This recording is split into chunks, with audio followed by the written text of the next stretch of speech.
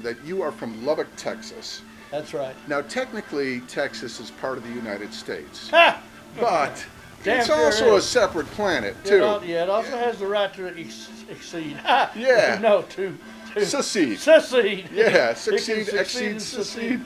I think, yeah, which has always been a novel thought. Well, and I don't know if it's the sun or what it is, but tell me about how your growing up in Texas shaped you musically and maybe personally. Well, musically, the music of the realm when I was growing up, of course, when I first became, like when I was 11 years old, I heard rock and roll for the first time. I went to the movie and saw Blackboard Jungle. Jungle. That's right. And, I'd known some folks around Lubbock, like Buddy Holly was getting started singing and playing guitar. I mean, everybody wanted to be Elvis because Elvis was the king. So everybody went out and bought their blue suede shoes and had ducktail haircuts and sideburns. I could never grow sideburns. I couldn't play guitar, so I gave up on being Elvis. But back in that period of time, there was mostly a lot of country music being played around Texas in the clubs, and there wasn't a lot of work for saxophones. But because some of the early like country swing bands had horns and fiddles with them, I kind of, I can play a little bit. And I started playing with local country bands like Tommy Hancock and the Roadside Playboys. And I didn't know how to read music or anything. Of course, they didn't know how to write music, so it didn't matter. Now, you talk about the 50s. I mean, it's hard to imagine for some of us now, but there was a time before rock and roll existed. So when this thing came along, there wasn't a blueprint or how is this supposed to work? There were no rules. No, there weren't, and that was good, man. Everything changed. I mean, music changed, the styles changed. I mean, pink and black was the color of the realm. Blue suede shoes was the only manly footwear to wear outside of cowboy boots. Right. But, yeah, the whole culture changed. And before that, my first recollection of hearing live music, live band music was, and I was raised actually in Slayton, Texas, a little town outside of Lubbock. And there was a place there called the Black and Tan Cafe, which was down in the black district of town. And people like Muddy Waters and Jimmy Reed and a lot of folks would come through there and play. That was a historic place. And I used to sneak out of my bedroom window and go down to the district and hang around outside and listen to the music and see the deacons of the church pull up in their old Buicks and buy bootleg whiskey and beer and then go to church the next morning and tell everybody who sinned was going to hell.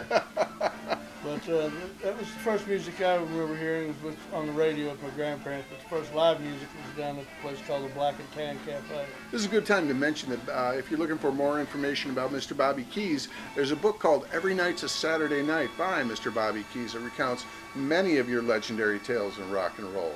Well, there's some stories in there, yes. Yes, there are. I've tried to keep it as family rated as possible. Yeah, it's rock and roll. The book was not about who did what with whom and who saw who. All the excesses of rock and roll have been well exploited and all that stuff. So I wanted to tell more of a story just about music and not about others. Well, and getting back to the music, you became a professional musician fairly early on. You were pretty young when you were playing professionally. When I first started making money at it, which I guess qualifies me as being a professional, even though it's only about probably $10 a gig. I used to play at a place called what the hell was it? The Cotton Club. Okay. In Lubbock, and I had to go back to the kitchen area on breaks because I couldn't be out there where they were serving beer. So I'd go back there and drink beer back there. Right. But I wasn't allowed out in the clubs, but I could play. Okay. And that's where I started learning about a lot of things I hadn't seen before, like stages wrapped in chicken wire. So those very overly enthusiastic people could not reach out and touch you as easily as... Or throw things at you? Yeah, are you looking at my girlfriend? That really existed. Oh, yeah. Chicken wire covered stages for the protection of musicians. Absolutely, man.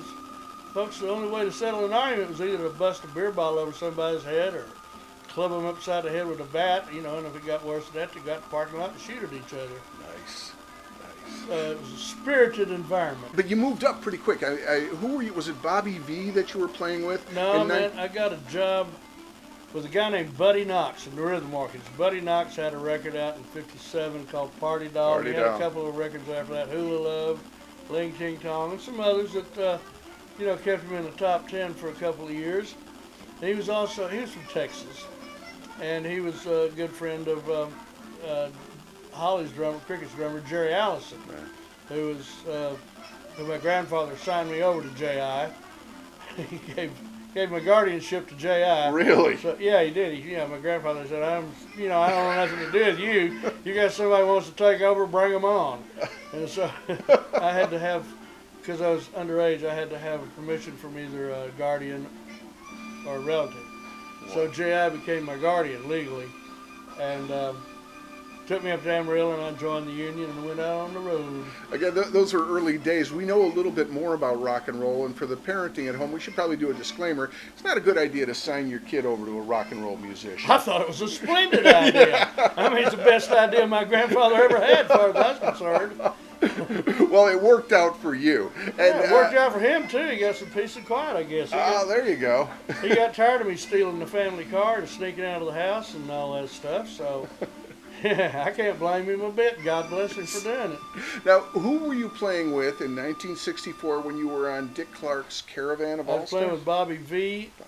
We were Bobby V's band, but he was a headliner on the show, so he got to bring his band with him, but the band had to back up the other acts on the show, which was great. That was really cool, man, because I was riding down the highway on a bus, just a regular bus, not these tricked out buses they got Right. now. We're talking a regular Were you like 21? Greyhounds. I wasn't 21. I don't know. I was still in my teens. Okay. And get on the bus was Freddie Cannon, Little Anthony and the Imperials, Major Lance, and, just all of the current day rock and roll. Dick Clark used to have three or four tours out at the same time. And it was on that tour in Texas that you first met these guys from Great Britain, these Yes. Rolling Stones characters. Yeah, I just got through playing dominoes with a guitar player a few minutes, a little while ago. Okay. And what was your impression of them at the time?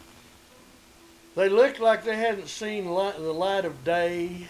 I mean, they just looked kind of hasty and different.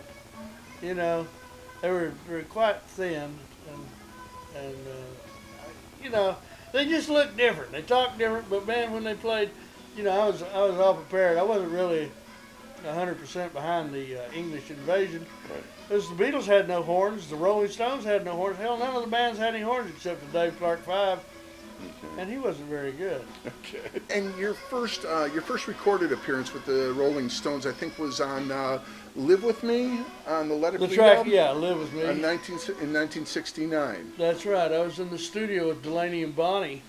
We were working on our first album for Elektra Records, and the producer for the Stones was Jimmy Miller. Jimmy Miller had produced the live album that Delaney and Bonnie had done with Eric Clapton. And just because we were both in the same studio at the same time, and I ran into Jimmy Miller, and I guess he had a track that they hadn't finished, and they didn't, I guess he just got the idea off the top of his head to try a sax solo on it. And he went and talked to Mick, Keith, and whoever, and they came down and said, "Hey, would you like to come down and play on the Stones track?" Well, it didn't take me too long to say yes. Yeah. Yeah. Hell yeah.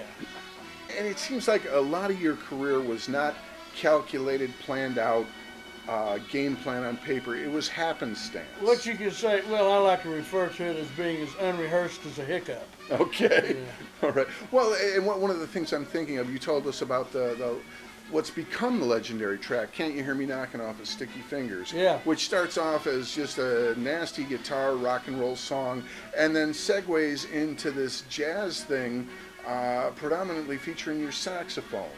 Yeah, that came about in a, I don't recall that being planned as part of the song. Right. The song was just a vocal, and it ended where the da-da, and then the guitar picked it up. I forget whether that was Mick Taylor or Keith that played that lick. Could have been either one. But anyway, I was listening to him record it and sitting in the control room, or sitting in the studio outside the control room, listening to it. And I had my horn by my side, and I heard them playing. I had a microphone, I had my horn. I thought the song was over, So I just picked up my horn and started playing along with them, and they kept going, so I kept playing. And then Mick Taylor played a solo, and then it wasn't rehearsed. It was That's just amazing. And I did, like I say, I thought we were just jamming, Right. which we were. Yeah. But I wasn't aware that it was going to come out as, on the record as part of the song. Yeah. Man, so much attributed to those periods of time, and I was there, and I was watching it all, but I wasn't taking notes. Right. I was drinking and contributing to the delinquency of everybody around me. And doing quality music at the same time. The amazing part is that you're still here. And That is amazing. I was just talking to Keith about that. We were down playing dominoes. The fact that, Don't let that get out. These guys are playing dominoes now. Hey, man, that's the main pastime. I enjoy, I had a set of custom-made dominoes made for Keith. Oh. Made in Texas. Nice. Out of Texas wood. Didn't give me an advantage. Still kicks my ass. Keith Richards On dominoes I gave to him. With his name on them. Oh, man. Well, and it's what a journey for a kid from Texas playing saxophone. This tour you're on now, the stage is bigger than most of the venues that you played early on. It's just got to be crazy sitting up there. I've gotten used to the settings, the variations of stages. It's it's different, but when you close your eyes, the music's still the same, you know. And that's the whole thing about this whole shooting match, man. It's not a bunch of old farts trying to recreate the glory days of the 60s and 70s. This is a valid band, man, that kicks ass. Yeah. There's not a runt in the litter. Really? As they say in Texas. Not a bit, man. This band is the best band I've ever stepped on stage with. Oh, man. And I would not stay. I hate hotels. This is a nice hotel.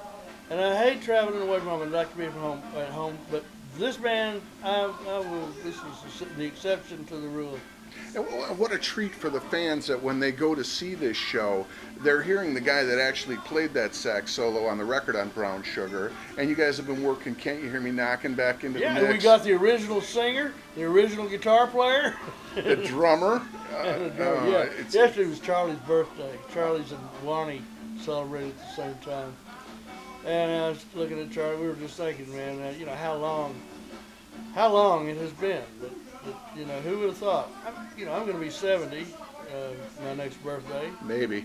And I started playing with these guys. What do you mean, maybe? It's in my contract, damn it. I've got more gigs to do. I'm contractually obligated to live.